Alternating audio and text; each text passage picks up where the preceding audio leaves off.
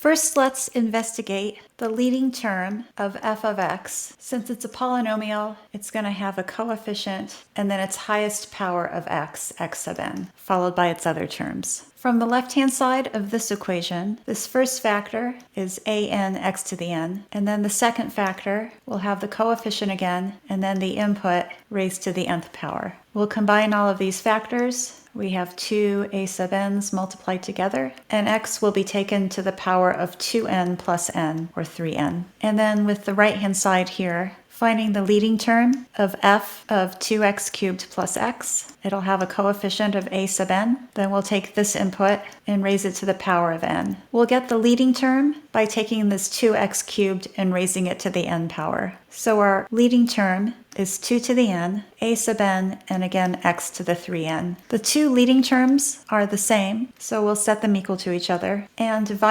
solving for a sub n, we either get 0, which would mean it's no longer the leading term, or it's 1, which means this is what we call a monic polynomial. Now let's let x0 be a root of f, and let's see what happens if we assume that this is a real number. So we have f of x0 is 0. From the given equation, we have this. Over here, f of x0 is 0 since it's a root, which means this product is also equal to 0. So f of 2xo cubed plus xo is also equal to 0. So let's let x1 be the next root. First, let's see if x1 is equal to x0. If that's true, we'll substitute. Subtracting x0 and solving, we get x0 is equal to 0. But in the problem statement, we're given that f of 0 is equal to 1, which means this x is actually not a root, which is a contradiction. So we have that x1 is different from x0 according to this relationship.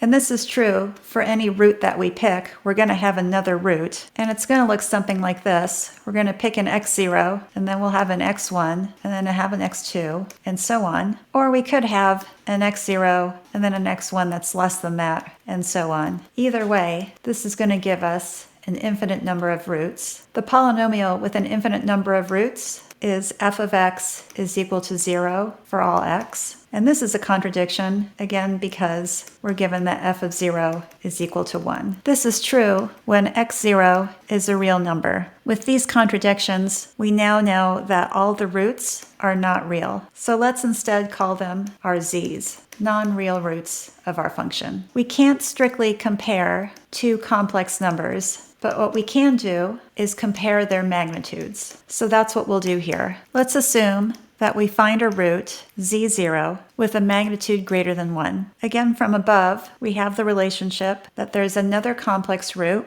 to be found that's 2z cubed plus z0. We'll take the magnitude of both sides, and we'll factor out z0. This allows us to compare the magnitude of z1 and z0. And we're going to ask if these magnitudes are strictly increasing or decreasing by comparing them to 1. To do that, we'll use triangle inequality, where we have that the sum of the magnitudes is greater than or equal to the magnitude of the sum. If we let a be 2/0 squared plus 1, and b is minus 1, so then the sum is 2z0 squared. Then plugging these in on the left-hand side, and this is the magnitude of -1, and here is the magnitude of the sum. And we'll solve for this. The magnitude of -1 is 1, so we'll subtract 1 from both sides. Recall in this case, we were going with the magnitude of z0 is greater than 1, which means the magnitude of 2z0 squared minus 1, this left-hand side, is greater than 2 times 1 minus 1, which is 1. So putting this together, this magnitude,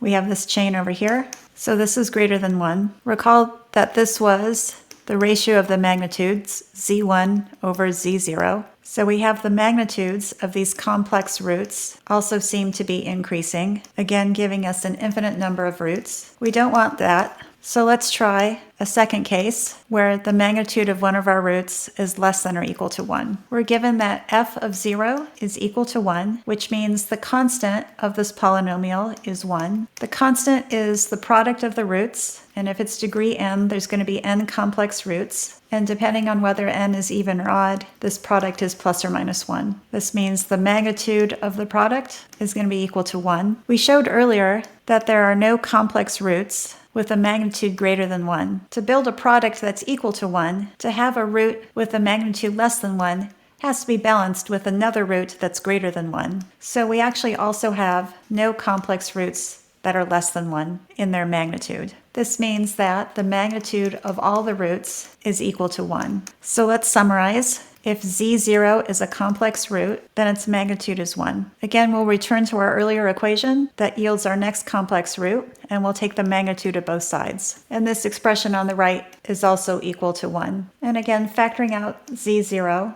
our triangle inequality becomes an equality here. Triangle inequality reduces to an equality only when one complex number is a multiple of the other. So basically the same complex number but with a different magnitude. So we'll substitute these in again. Solving for the square of z0, all of these are real numbers, so this square is also a real number. Since this is 1, then the magnitude of z0 squared is also 1. And since this is a real number, we get that it's either plus or minus 1. If it's 1, then z0 is plus or minus 1. These are both real, so we have another contradiction here. If the square is negative 1, then z0 is plus or minus I, and these are our only roots. So let's build f, our monic polynomial. It means we can factor out x minus I and x plus I. Since the degree is n, we'll have k of these factors and n minus k of these factors. But because these roots come in conjugate pairs, we have k is n minus k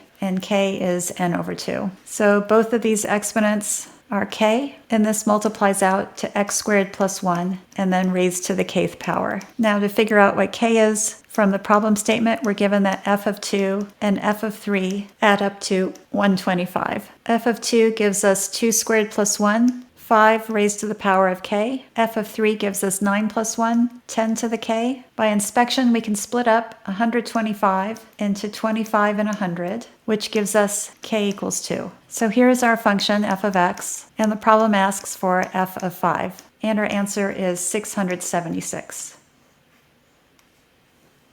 If you'd like me to solve any other math contest problems, please leave them in the comments.